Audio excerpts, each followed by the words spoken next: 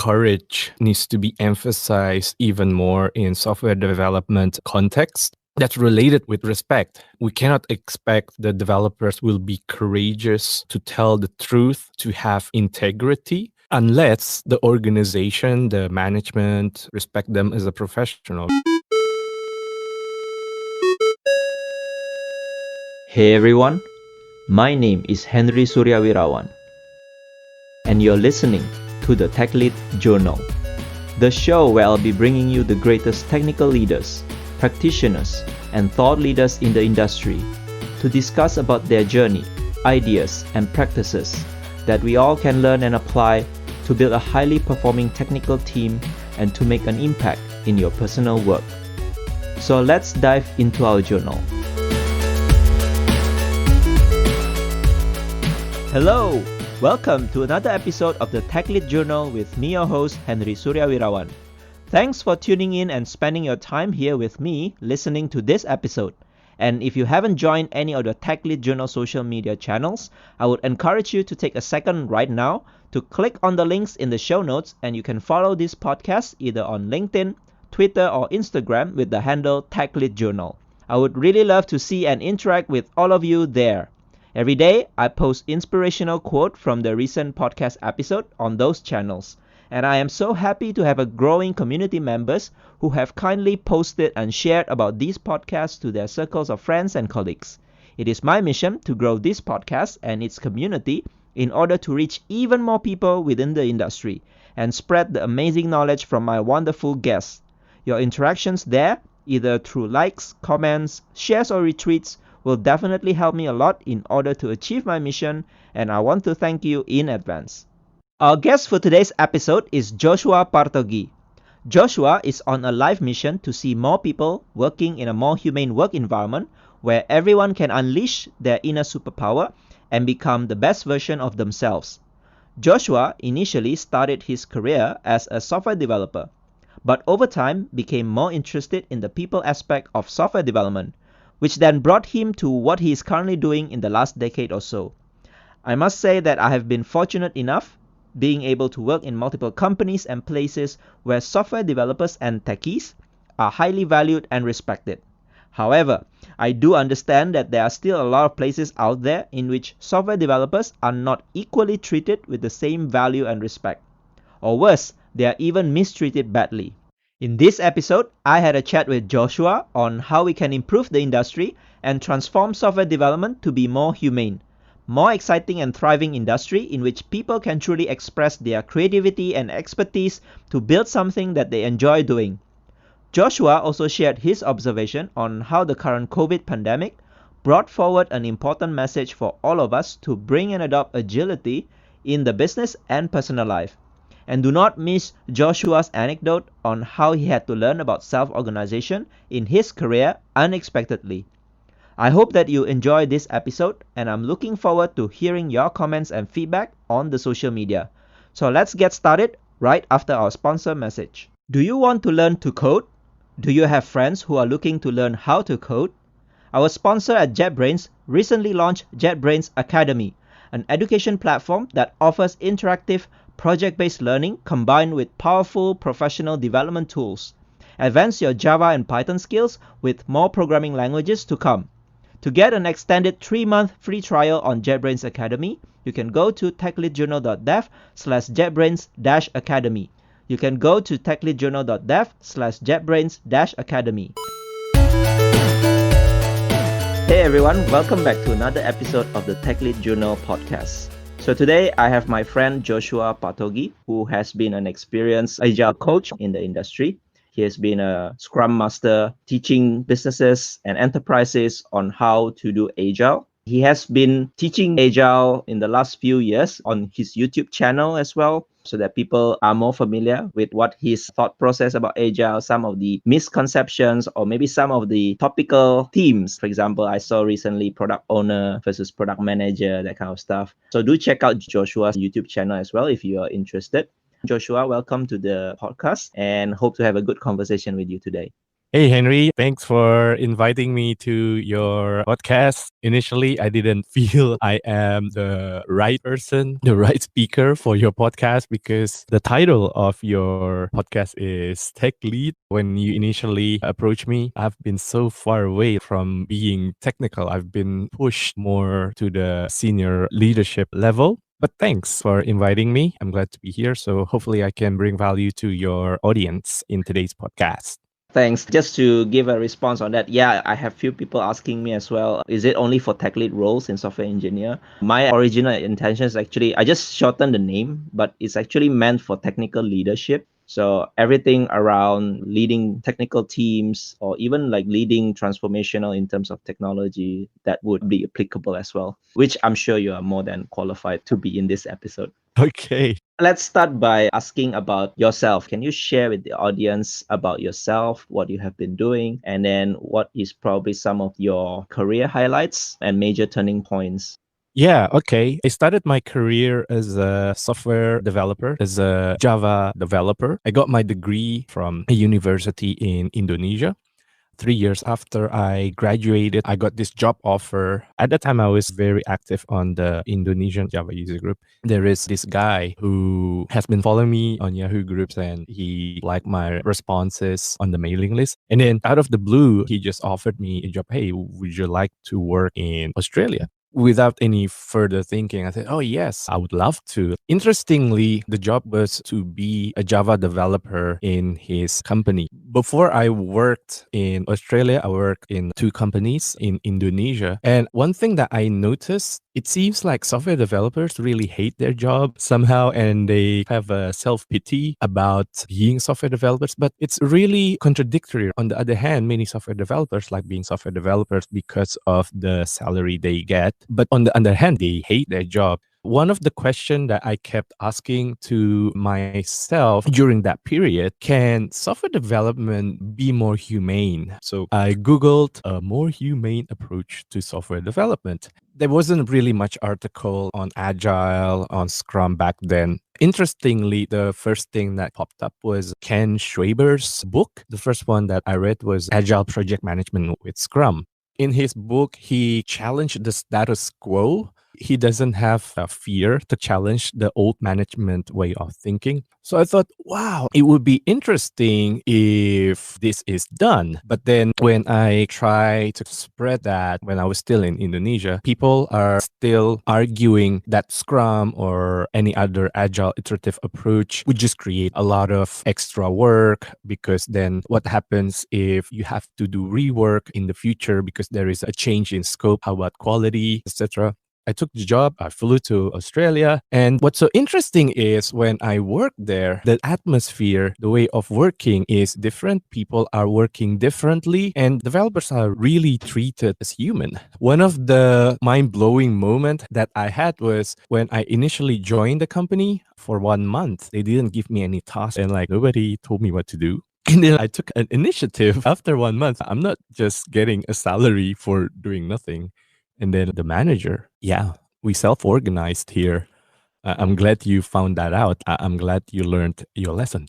What? You have to teach me about self organization by really leaving me in the wild? What? What kind of company is this? They do some of the Scrum events and emphasize a lot of technical excellence, which back then I didn't do much. For example, daily deployment, continuous integration, test driven development. What's so interesting is not really the mechanics, but the vibe, like the atmosphere, the culture. I took a Scrum Master training back then, and then I discovered that turns out this company is more focused on living the Scrum values rather than the mechanics. And all of the agile principles, they live that rather than emphasizing the mechanics. After I took the Scrum Master training, I created Scrum Indonesia mailing list. A few years later, after I found that mailing list, there was this one guy who called me. Back then, I was still in Australia. Hey, can you do like a 1 or 2 days Scrum training for my teams?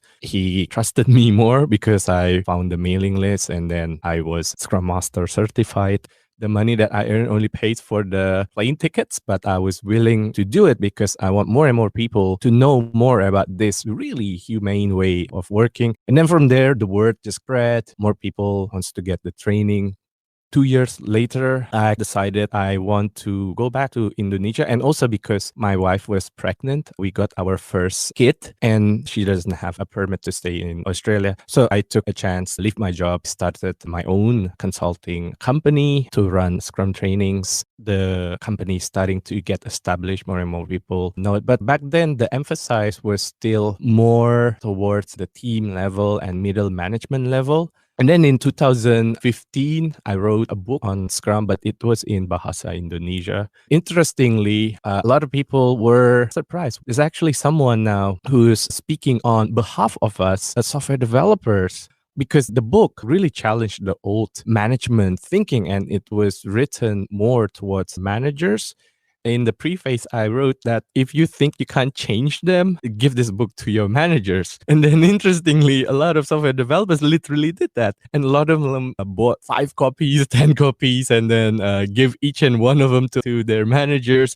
More and more managers actually starting to open up their mind. A lot of them is willing to try it out, willing to learn more. And then from there, a lot of managers, but mostly middle managers, know more about Scrum, know that they also need to change, know that they have a really pivotal role in the organization to make the organization more agile. Since 2 years ago, I'm starting to move further up in the organization rank, starting to get invited by more senior leaders. I keep preaching in the market. If we just focus on the team level, the level of agility that we get is very suboptimal. If we want true agility, this must be done whole enterprise wide. But only you at senior leaders level who can make change this big. These middle managers, they probably can only make a very limited amount of change. And probably the result is very suboptimal. A lot of senior leaders are open-minded. So what do we need to know? What do we need to change? And just like a domino effect, word of mouth starts spreading. When senior leaders are happy with it, talk to his friends from another company about what happened in their company, about the change, and they're happy with the results. And it started to spread around. That's how I evolved, how I started my career, and how I got here today.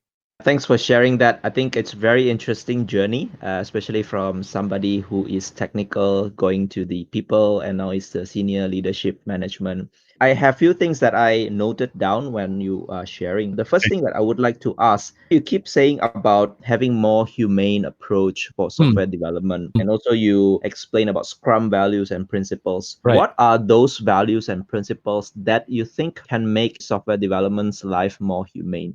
I think because the organization still have this project mindset. In the project mindset, there is that iron project triangle where the time, scope, and budget must be fixed. Because we have a fixed budget, it must be delivered according to the fixed time, according to the deadline. And the scope is fixed. It's not negotiated because the customer have already paid a fixed amount of budget. That's where the inhumanity starts because we need to deliver all of this scope and we can't add additional people because then that will blow up the budget. And we have this deadline to meet. I think there's also lack of professionalism in software developers because the developers has been cajoled and intimidated. Hey, you need to work late because we have this deadline to meet. So oftentimes they're left with no other options. Sometimes they would cut quality to make the work delivered faster because we've got this deadline to meet and we've got all of this scope to be delivered according to the Project Iron Triangle. There's no room for negotiation. I kept telling a lot of people about this. One of the most important values in Scrum is respect. I think there's no point doing Scrum, doing all of these mechanics, but there's no respect. And respect goes both ways. Product owner and the management need to respect the software developers, respect them as a professional. So if developers said, no, it cannot be done. If we do this, we have to cut corners. And as a professional, we don't want to cut corners. But on the other hand, I think developers also need to respect the product owner Because oftentimes product owner may have a tough decision to make to survive the company, and the developers need to respect the product owners. One example that I experienced in this company in Singapore, the product owner came in and said, we've got this showstopper defects. If we don't fix it now, the company is literally losing 100,000 Singapore dollars every minute the defect is not fixed. Now, that's a tough decision. And there's a lot of misconception out there that when we start sprint, there's no changes. Some methodological software developers have that mindset. In that kind of scenario, that's a moment where software developers actually respect this product owner's tough decision. Yes, I know this is tough, but if we don't get to fix this now, the company may be bankrupt. We can't wait next sprint because every minute right now, the company is losing 100,000 Singapore dollars because the company is working in a financial institution. That's how severe the defect is. But then there is that two-way discussion. Okay, product owner, we know that this is a tough decision. We'll fix the defect. But of course, not everything that we have planned in this sprint can be delivered because we are focusing on fixing this defect. So there's a negotiation, there's that trade-off. A very disrespectful product owner is the one who said, no, you need to fix this defect now. And you also need to deliver everything that we have planned during sprint planning. That's a disrespectful product owner because the development team already respect product owners having to make tough decisions, but then the product owner respond that way. That's disrespectful. So respecting that we are adults, we are professionals, we have the best interest for the company. We're not slackers. When we say it cannot be done, it's not because we are slacking or we try to get away from it. We are being professional. So respect, I think, is the most important values to bring that humanity back. Are there any other values that you think are important in terms of Scrum, right? The values that you should understand and probably inculcate as part of the culture first in the organization. Maybe you can name some of the values if there are any. Yes, the second one, I think I also mentioned that there seems to be lack of professionalism. Let's say the developers are being cajoled and intimidated. They would just, yeah, okay, I'll do it so that I will not lose my job. I think courage needs to be emphasized even more in software development context. That's related with respect. We cannot expect the developers will be courageous to tell the truth, to have integrity, unless the organization, the management respect them as a professional. The industry should encourage software developers to be courageous. Do as you say, have integrity. If you think it's not right, if you think the quality is horrible, if you think there is a technical debt in the product, if you think releasing will harm our customers, tell us right in front of our face. Don't cover it up. Don't sugarcoat it. You will not lose your job for telling the truth. You mentioned that you have, in the last few years, moved on into influencing the senior leadership and management in a company. And you mentioned as well that if we want to adopt agile, it cannot be at the team or middle managers level because that will Right. be suboptimal. Right. So when you coach these senior leadership, the C executives probably, what are some important things that you want to drive them to change within the company? What may be some of the practices, or maybe some of the workflows, or maybe even some of the ways of working and culture? Maybe you can share from your experience, what are some of the important things that senior leadership would need to change? First, a lot of people keep saying agile is about mindset. And I oftentimes found that's where the problem starts because mindset is really abstract. You can't go to senior management. You need to change your mindset. But what's mindset? So I think it should be the other way around. Mindset is really abstract. It's not really tangible. You need to give a clear guideline. And I think the message should be changing behavior because that's more tangible because behavior can be seen. Behaviors can be observed. One of the behavior that needs to be changed is shift the focus from output oriented towards outcome oriented. Because the old traditional perception is if the developers deliver all of these features that we have planned and we are successful. But that's really difficult in the context of innovation, innovative work, creative work. For example, musicians, they work in a creative space, in a creative industry. If musicians make as many music as possible, does it guarantee that those songs they make will be successful? Not really, right? They can create many songs, but then it might not be enjoyable. It might not be valuable. But if the music is great, a lot of people like it. Even though they may only make less amount of songs, they may generate a lot of revenue because more and more people may buy, may download that song, that music. So musicians also focus on outcome rather than output. Change the perspective towards focusing on outcome rather than output. That's the first thing that they need to change. So rather than having this project mindset, rather than being task driven, focus on the outcome that can be delivered by the software development team.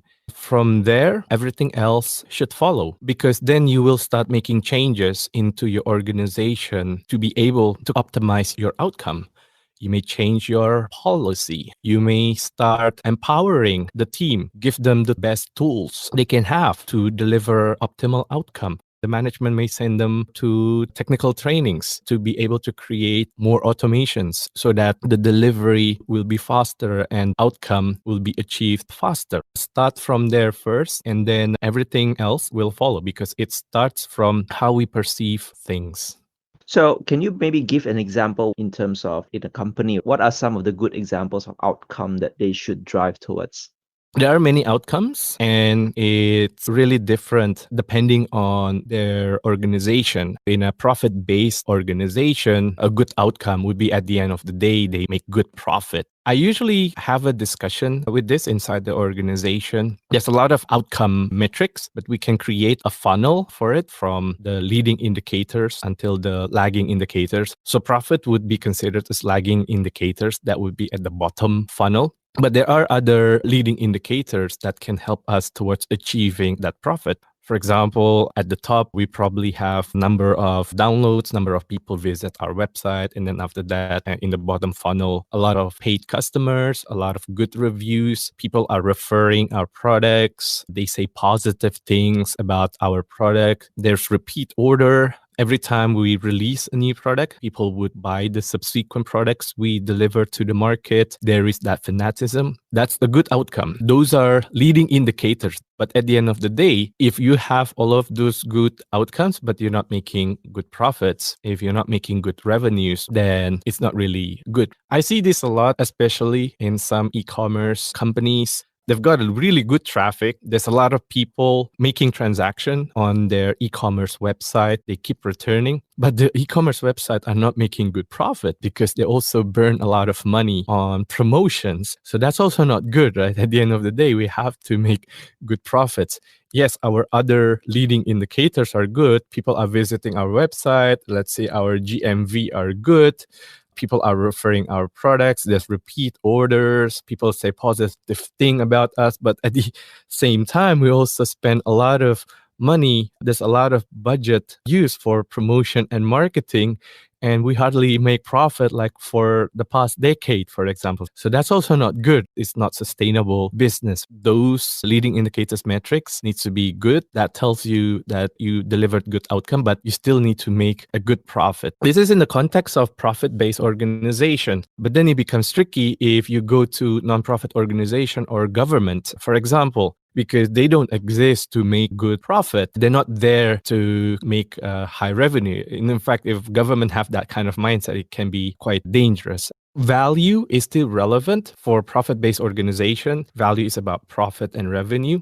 But for government, value might be other things like trust from the citizens. I've worked with the local police department here. They said value for us in the context of police department, if people feel secure, if people have high trust with the police, people say good things about the police. So that value is not necessarily a profit, but that's what they want to achieve. In their context, because they're a police department, that's a good outcome for them. Yes, I think those that you mentioned are some of the good examples. I like the way you explain about the funneling concept where you have the leading and lagging indicators. I think definitely if you can build something like that in organization, you can see at different levels what kind of outcome that you're achieving. In terms of doing this agile coaching, I think people Right. will associate that with also agile transformation in a company. And I'm sure there are many challenges when you want to try to do this transformation because it seems like pretty big. You probably need to change the culture, the Right. workflow, the behaviors, and even the way you measure outcomes, which probably might be different from the way they used to do it in the past. What are some of the, maybe let's say, tactics that you use to actually overcome these barriers of people not willingly adopting all these new changes or practices from the agile point of view? It's really interesting. When I look around, this is quite dilemmatic. Do we want the senior leaders to get on board really quickly, but then it creates a non sustainable result? Or we want to do it the right way? You may not get their trust immediately, but it's more sustainable. Here's what I mean. The first model is focusing on just really quick. We want to get their support immediately. This approach is often used by big management consultants. You promise on predictability. You promise the senior leaders, we're going to do agile transformation in your company. It's going to take 6 months. And here's the plan. Here's the Gantt chart. Here's the timeline on how you will reach agile transformation in another 6 months. And this is how much it costs. So when it will be finished, how much it costs, it's defined. Senior leaders like that. They like predictability. You can get them on board immediately. And this is oftentimes an approach that's used by many big management consultants. I personally think that's not really professional. Because oftentimes what happens on the field is because the transformation has been given a fixed timeline, people are being rushed. Okay, we've got this deadline in 6 months. The whole company must be agile. Here's what you need to do. People are being rushed and then it causes resistance. And resistance actually slow down the whole change. Let's say the change doesn't really happen. The senior leaders actually blame the people. Hey, you're not following us being told, right? We hired these expensive consultants. How come change is not happening? You're not following according to this policy, according to this plan, according to these things that we want you to do to change. So the blame goes back to the people, and the senior leaders just think that people are just stubborn because they don't want to change. But that's really natural. Imagine if you hire a personal trainer, you want to lose some weight, and if they rush you, your body probably cannot really adapt. There is that resistance. There needs to be evolution. A good personal trainer will work according to your current situation. The evolutionary approach is more sustainable, and you probably get people more engaged because you are attending their concerns. When talking about change, there is fear. What's going to happen? I have to leave my comfort zone. What's going to happen to my job? And you have to attend to people's concern when doing this change inside the organization. If you really want a sustainable change, if you want agility to be more sustainable, really go by their side, really adapt to how they actually work, really adapt to their habit and make really incremental changes rather than a big bang project time-based approach. It's more sustainable. The second approach, the evolutionary approach, is much harder to get the management to get on board. I often tell this to leaders. Scrum is actually not really limited to just software development because when we read Scrum Guide, the word software is not mentioned even once. In fact, Scrum used a more generic term, that is a product. So we can actually use Scrum to help the organization change in a more evolutionary way. So let's make small changes, small incremental changes. Let's start with 1 month period. What is the most critical and less disruptive way to change the organization? It's less disruptive, but the benefit will be visible immediately. And then at the end of the 1 month, let's review it. I often bring metrics for this because if you make small incremental changes without metrics, then you don't really know whether things have changed. To your listener, I would suggest search evidence-based management. You can go to scrum.org website, scrum.org/EBM. So I usually couple this with EBM metrics. during the sprint review at the end of the month. Let's look whether the EBM metrics have changed. Is our time to market improving? Is our lead time improving? Is our cycle time improving? How is our technical depth, for example? How is a team level of motivation? Are we delivering value much better than before? How is our production level incidents? Is the developer still being interrupted in the middle of the sprint because of production incidents? How is our defect trends? Are we releasing much more frequent now than before? How is our mean time to repair? All of these metrics are inspected, being reviewed at the end of every sprint. And then after that, we do retrospective. We find a tangible way to improve the way we bring change into the organization for the next month. In this month, did we cause any resistance? Is people embracing it? And if the organization discovered there was resistance along the way, let's not blame people. Let's use that as a learning opportunity. Why was there resistance? And how can we create less resistance in the following 1 month sprint? And continue doing that. When change is done iteratively, then change becomes a habit. Now, the organization is actually already living the agile principle. That change is now the new norm because now every month we are changing something inside our organization and people might not feel much more resistance now. I had this experience and we will post the case study soon. It's still being reviewed by scrum.org and my client. So interestingly, one of the things that we observe in this client, now everyone, including the senior leaders, are always looking forward to attend the sprint review because they see this as an opportunity for learning. Their perspective changed because of that habit, because change is being done in a more natural way rather than being pushed from the top. To answer your questions, we need to balance it. We make small incremental changes. And when we communicate to management, I do my best to prevent using the word transformation so that I'm not communicating to the senior leaders there is an end to this, because that's a false thinking. You can always be more agile. You can always be better than yesterday. We may not be able to promise predictability, but on the other side of the coin, we can tell them we're actually limiting the risk from the change. So you don't have to spend big budgets to create change. Once you see benefits from this small change, you can invest more money.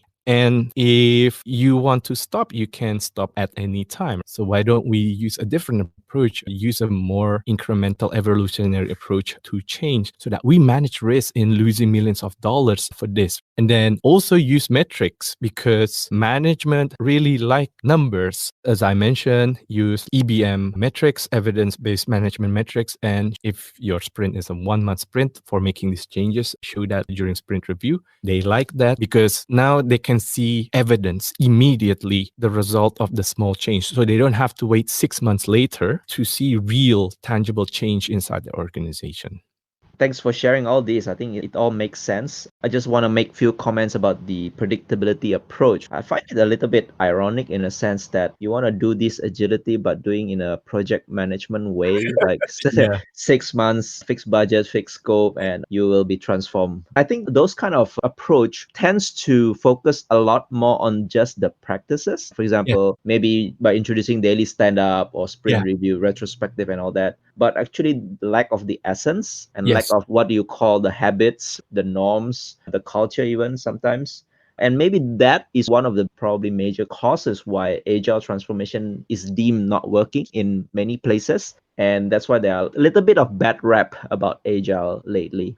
Yes, you're right. And I think the people aspect is often neglected. Agile transformation is really interesting. It's different to other kinds of transformation because we're changing habits. This is different, let's say, to digital transformation, for example. Probably we just digitalize all of our processes, the way we work, and we can train people to be more digital literate. But when it comes to agile transformation, we're not just telling them to use process or mechanics. There is habit that is changed. Also, the way they communicate, the way they behave, the way they perceive things. It's quite different and they may miss their comfort zone. They may have fear and we need to attend to that. So maybe just a personal question as well. What do you see the current trend these days about agile adoption? Even agile has been around for more than 10 years, I think. How do you see in the industry in terms of agility? Companies really have adopted agility or are we still far off behind? Yes, I had thought about this, and we're really living in a very interesting time today because of the pandemic. In the past 6 months, I noticed organizations now start to realize that the old approach will no longer be relevant after COVID, post COVID. During this pandemic era, there's so many uncertainty. It's so blurry. In fact, we may not even know what's going to happen post COVID or when that's going to happen. Is things going back to normal? What industry will still exist? Which industry will be bankrupt? I think when I watch the news, several big companies has already gone bankrupt during the pandemic. Some companies becomes a winner, they reap benefits from this, but some industry may no longer exist post COVID. What I notice is companies realize they need to change. They need to be more nimble, more adaptable. What I often hear on the field, the word learning. Organizations now realize they need to be a learning organization. They need to learn fast. It's beyond just delivering fast. I think the message that's often heard by people when they hear agile is fast delivery. During this pandemic, the word learning fast becomes more prominent. When you learn fast, that means you can adapt to any unpredictabilities that hits you. I personally think this is just my hunch, but I think it will be the norm. And maybe people don't really care so much about the word agile or scrum because it will be the norm. Because if it's the norm, what's the point of using that word? People start to realize the old way may no longer be relevant, especially post COVID. People now are not fighting it anymore. It's so interesting. A virus changed the way people behave. But now, because of COVID, we need to change. We need to be adaptable. We need to be fast learner. We need to be able to adapt to any situation that may hit us. And that's what agile is actually all about. I think the word agile or scrum may not be really that overused because people are already working that way because of the unpredictabilities that's introduced by COVID-19. Really good observation there. And I fully agree with you. The situation, this pandemic actually forces many businesses, even people, individuals, to really think about their previous ways of working, probably try to come up with new ways of working that probably is going to be better, more adaptable to situations, more adaptable to unpredictability. I myself, in the last 6 months or so as well, have transformed in a way, did a lot of new things, new Right? because we simply do not know yet. We are still not out of the woods of this pandemic. So we are still embracing this unpredictability in a way. So thanks for Yeah. sharing that. I think it's a very apt observation. Before we end the episode, normally I would ask each of my guests to share their three technical leadership wisdom. So Joshua, would you be able to share what are your technical leadership wisdom? All right. The first one, our perception about people. People naturally want to change and they adapt to the system that is surrounding them. So don't try to change people, change the system where they are working. The second thing, I see a lot of leaders still need improvement in this space. I mentioned in today's episode about having courage, and that's related with integrity. Second wisdom is if people hate you for doing the right thing, at least you've done the right thing. So focus on that, have integrity. What is right must always be. Third thing, I'm really passionate about talking about professionalism. Professionalism in software development is important because if we see now around us, software is an integral part of humans' life now. So don't let people die because the low quality of your software. There's so many examples how people literally die because of low quality software. So be professional. Pretty good wisdom, I would say. I like the second one. So thanks, Joshua, for coming to this show, sharing your experience, your knowledge, your wisdom, your observation about agility. And where can people find you online? I am on LinkedIn. Just search J Partogi because my short URL is always J Partogi, either on LinkedIn, Twitter, and on YouTube. So you can either find me on LinkedIn or subscribe to my YouTube channel if you like that. And you can also follow me on Twitter/J Partogi. Thanks again, Joshua, and I hope to see you again in the next episode in the future. Yeah, cool. Thank you for listening to this episode and for staying right till the end. If you highly enjoyed, please share it with your friends and colleagues who you think would also benefit from listening to this episode. And if you're new to the podcast, make sure to subscribe and leave me your valuable review and feedback. It really helps me a lot in order to grow this podcast better. You can also find the full show notes of this conversation on the episode page at techleadjournal.dev website, including the full transcript, interesting quotes and links to the resources and mentions from the conversation. And lastly, make sure to subscribe to the show's mailing list on techleadjournal.dev to get notified for any future episodes. Stay tuned for the next Tech Lead Journal episode, and until then, goodbye.